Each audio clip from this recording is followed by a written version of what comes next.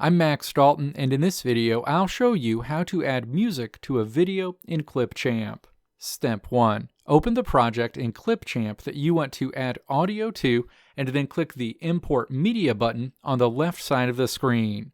A window opens where you can choose the audio file that you want to add. Step 2. Navigate to the folder where the audio file you want to add is located, tap to select that audio file, and then click Open. That audio file will be imported into Clipchamp. Step 3. Click to position the scrubber at the exact location where you want the audio clip to start. Step 4. Hold your cursor over the audio file in the menu on the left side of the screen and then click the plus icon. That audio will be inserted into the audio track.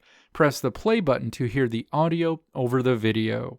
Let me know if this video helped you out in the comments below. If you liked what you saw here, click the video links on the right side of the screen to check out another video.